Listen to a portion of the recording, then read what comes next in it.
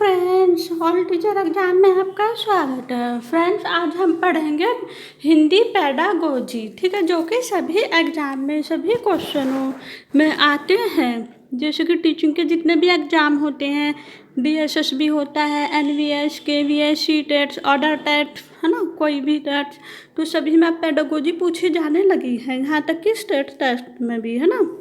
तो अब आज हम करेंगे हिंदी पेडागोजी, ठीक है। उसकी भी हम प्रैक्टिस नहीं बल्कि क्लास ही करेंगे सीधे, ठीक है। चलो सबसे पहले हम देख लेते हैं कि सिलेबस की उसमें हम पेडागोजी में होता क्या क्या है, क्या क्या आता है, ठीक है। तो देखो फ्रेंड्स, ये है हिंदी का सिलेबस, ठीक है। पहले हम इसे समझते हैं। देखो सबसे पहले आता है अपठित गद्यांश व पद्यांश। ये दो सी-टेट में समझो कि आता ही आता है, 15 नंबर का, है ना, जिसमें गद्यांश और पद्यांश दोनों होते हैं। ठीक है। चैप्टर नंबर 1 होगा अधिगम एवं अर्जन, इसे हम आज ही कर लेंगे।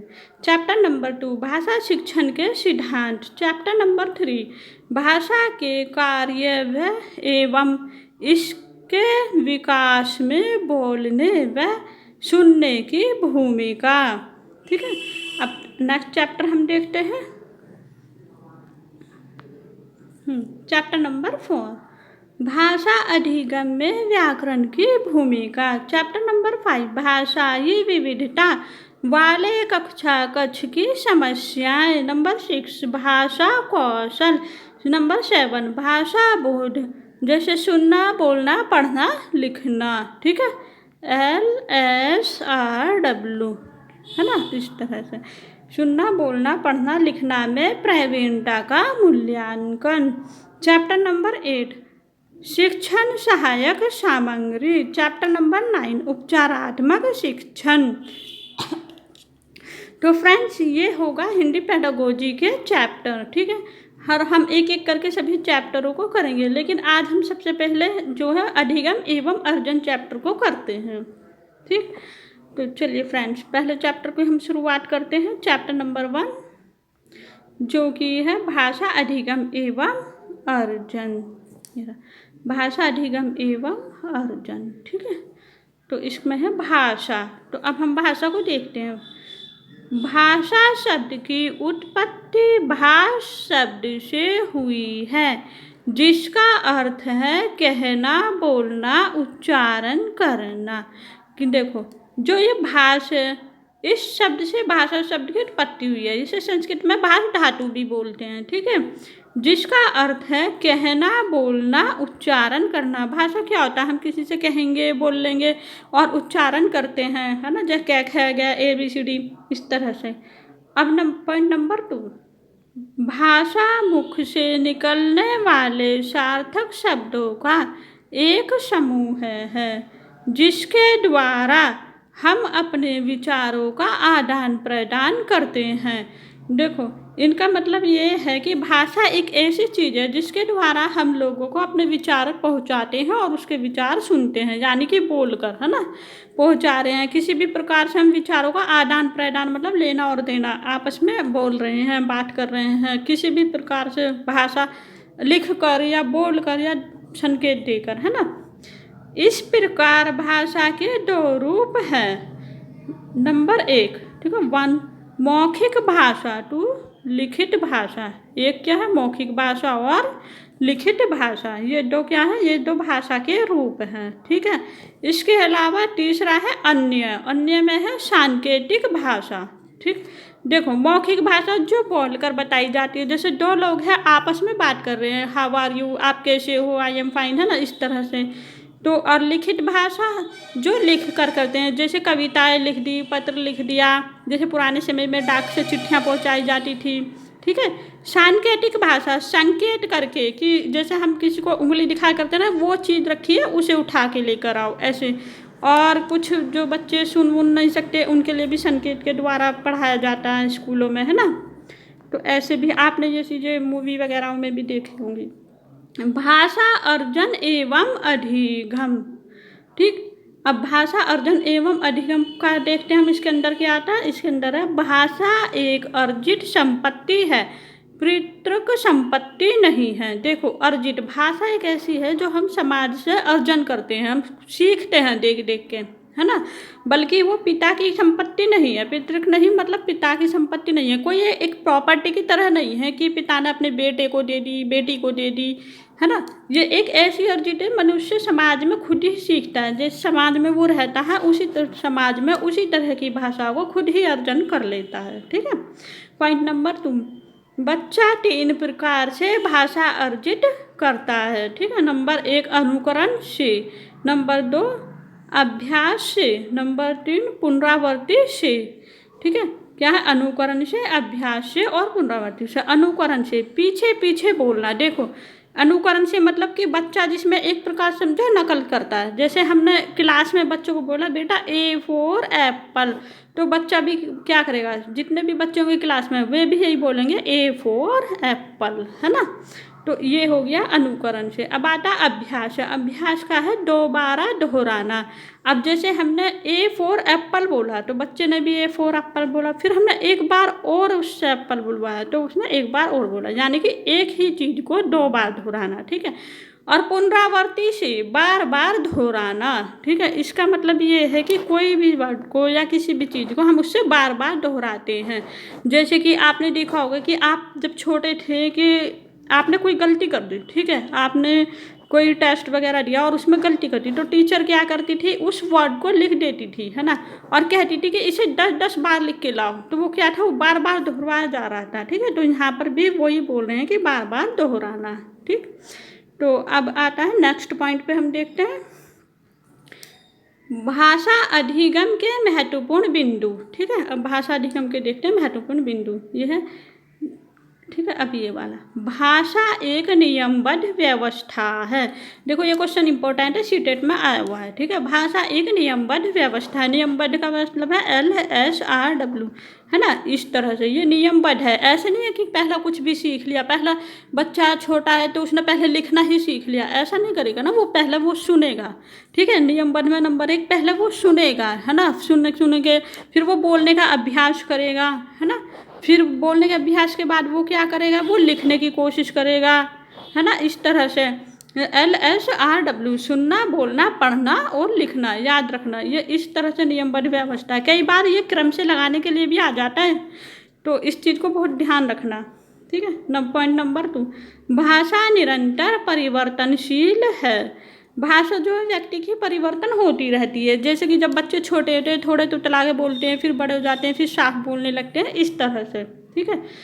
पॉइंट नंबर 3, भाषा एक प्रभाव जटिल से सरल की ओर होता है। यानी कि जटिल से सरल की ओर का मतलब है कि जब हम कोई चीज़ को सीखते हैं, बच्चा किसी चीज़ को सीख रहा है तो उसे बहुत हार्ड लगती है ना, वो चीज़ बहुत टफ लगती है, लेकिन जैसे जैसे वो उसे सीख लेता है तो उसके लिए क्या हो जाती है, वो सरल हो जाती है। तो ऐसे ही ये बोला जा रहा है। ठीक है।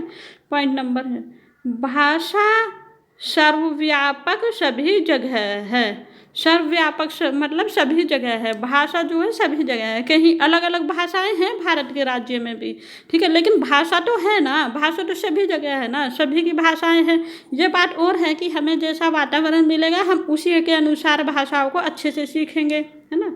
संयुक्त परिवार में बच्चे का भाषा विकास अच्छा होता है। देखो ये भी एक इम्पोर्टेंट पॉइंट है, ये वाला भी इम्पोर्टेंट था, है ना। तो संयुक्त परिवार में, संयुक्त परिवार को ही क्यों कहा जाता है, वो इसीलिए क्योंकि संयुक्त परिवार में कौन होता है, दादा दादी भी होते हैं, है ना, पूरा चाचा चाची बुआ वगैरह सभी आ जाते हैं। संयुक्त परिवार का मतलब बड़ा परिवार, तो उसमें बच्चे का भाषा विकास इसलिए अच्छा होता है क्योंकि जितने ज़्यादा फैमिली मेम्बर होते हैं उतने ज़्यादा बच्चों को बोलने का मौका मिलता है। कोई ना कोई उससे आते जाते बोलेगा ही, है ना, कि क्या कर रहा है, खाना खा लिया, ये कर लिया, वो कर लिया। वो बच्चा जब छोटे होते हैं बहुत बटूरे होते हैं तो सबसे बातें करेंगे, तो इसलिए उनकी भाषा का विकास अच्छा होगा। फैमिली मेम्बर कम होंगे, मान लो केवल मम्मी पापा ही हैं, तो मम्मी काम कर रही है तो बच्चे से कौन बात करेगा, पापा ड्यूटी चले गए तो कौन बात करेगा। इसलिए वहाँ पर भी होता है विकास, लेकिन संयुक्त परिवार में उससे अच्छा होता है ना। नेक्स्ट पॉइंट है, भाषा को सीखने के लिए संबंध भाषा का वातावरण होना आवश्यक है। देखो किसी भी भाषा को अगर हम सीख रहे हैं तो वातावरण सबसे ज़्यादा इम्पोर्टेंट होता है कि बच्चा जैसे वातावरण में रहेगा वैसे ही भाषा सीखेगा, है ना। जैसे कहते हैं ना कि जैसे संगति में रहेगा वैसा ही होएगा, तो ये भी वही है। अगर आप बच्चों को अच्छा वातावरण देंगे तो वो अच्छी भाषा को जल्दी ही सीख लेगा, है ना। नेक्स्ट पॉइंट है जो कि इम्पोर्टेंट है, देखो लिख भी रखा है मैंने, इम्पोर्टेंट भाषा अध्ययन में मुख्य तत्व उच्चारण की स्पष्टता है। देखो जो भाषा है, भाषा में हमारा जो बच्चा है उसके उच्चारण शुद्ध होने चाहिए, स्पष्ट होना चाहिए, है ना। कोशिश करनी चाहिए, हालांकि शुरू शुरू में स्पष्ट नहीं होता, बाद में होते चले जाते हैं, जो कि एक अर्जित का प्रभाव भी होता है, अभ्यास का प्रभाव भी होता है, वातावरण का भी होता है। नेक्स्ट पॉइंट, भाषा की कक्षा में यह महत्वपूर्ण है कि भाषा के प्रश्न भूमि पर किसी को पीछे ना छोड़ा जाए। देखो पीछे ना छोड़ा जाए, इसका मतलब ये है कि अगर आप एक अध्यापक हैं, एक शिक्षक हैं, तो आपको बच्चों में भेदभाव नहीं करना कि आप भाषा की क्लास में हो या बच्चे को नो इस पे बोला नहीं जाता चलो इसे बोलने का मौका मत दो, ऐसा नहीं करना चाहिए। बच्चा धीरे पढ़ता है तो उसे पढ़ने का मौका ना दो, है ना। हमें सब बच्चों को समान लेके चलना चाहिए। हमें इस तरह की माहौल रखना होगा कि जो काफ़ी आगे बढ़ने वाले बच्चे हैं वे भी पीछे ना हो और जो पिछड़े बच्चे हैं वे भी उनके बराबर के समान से हों। सबको हमें समान रूप से पढ़ाना है, ठीक है। नेक्स्ट पॉइंट है, भाषा के विविध प्रयोग से ही भाषा की विविध कुशलता आती है। देखो भाषा के विविध प्रयोग से ही भाषा की विविध कुशलता आती है। जैसे जैसे हम भाषा का प्रयोग करेंगे वैसे वैसे हमारी भाषा अच्छी होती जाएगी और उसमें कुशलता आती जाएगी, ठीक है। अब नेक्स्ट पॉइंट करते हैं, एक मिनट कलर चेंज करना। भाषा सीखने में जो त्रुटियां होती हैं वह सीखने की प्रक्रिया का एक स्वाभाविक हिस्सा होता है जो समय के साथ दूर होने लगती है। देखो जब बच्चा छोटा होता है, जब वो सीखता है तो अनेक प्रकार की बोलने में त्रुटियां करता है, लेकिन जो समय के साथ साथ दूर होने लगती है ना। और बच्चा ज़्यादातर आपने देखा होगा शॉर्ट चीज़ का प्रयोग करता है, जैसे कि पानी को पानी नहीं बोलेगा, मम बोलेगा, इस प्रकार से, है ना। बच्चे विद्यालय की शुरुआत से ही पहले ही भाषा की जटिलताएं और नियम की आत्मसात का पूर्ण भाषिक क्षमता रखते हैं। देखो ये इम्पोर्टेंट है, इसका कहने का मतलब है कि बच्चे जब विद्यालय में आते हैं, ठीक है, जब हम बच्चा पढ़ने जाता है स्कूल में, जब उसके एडमिशन हुआ है तब स्कूल से पहले ही उसकी भाषा जो है एक नियमबद्ध होती है और आत्मसातपूर्ण होती है ना। उसने वो क्षमता रखता है। मतलब कि ये है कि हम बच्चों को, आप खुद ही सोचिए कि कब स्कूल भेजते हैं, जब वो सुनने भी लगता है ना, जब वो बोलने भी लगता है, जब हमें लगता है कि उसकी इंद्रियां, उसकी हाथों की जो फिंगर्स हैं, मतलब उंगलियां हैं, तो वो उससे पेंसिल पकड़ने योग्य है ना, कि वो वहाँ पे वॉशरूम जाना है, पानी पीना है, ये सब चीज़ें बताने के लिए तैयार हो जाता है, तब हम उसे स्कूल भेजते हैं। तो वो भी यही कहना चाह रहा है ना, कि बच्चा इतनी क्षमता रखता है। अब आते हैं बालकों की आयु और बालकों के शब्द भंडार, यानी कि किस आयु में कितने शब्द का विकास बालक के अंदर हो जाता है, ठीक है। तो यहाँ पे इधर है बालकों की आयु और इधर है बालकों के शब्द भंडार, ठीक है। तो जन्म से 8 माह तक 0, बच्चा 8 महीने तक कुछ नहीं बोलता, किल्ली बिल्ली मारता है, रोता है, हंसता है, लेकिन वर्ड का प्रयोग नहीं करता, है ना।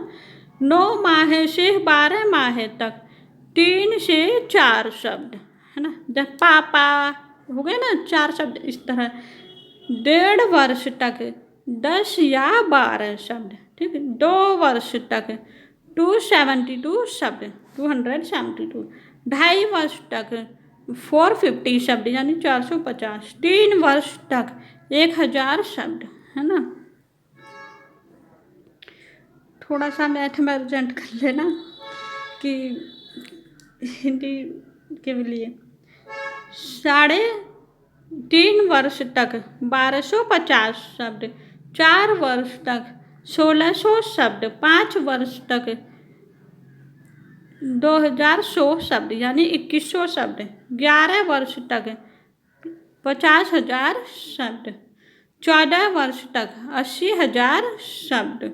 16 वर्ष से आगे 1 लाख से अधिक शब्द। देखिए जैसे जैसे बच्चे की आयु बढ़ती जा रही है ना, वैसे वैसे उसके जो वर्ड हैं यानी उसके जो शब्द हैं वे भी बढ़ते ही जा रहे हैं।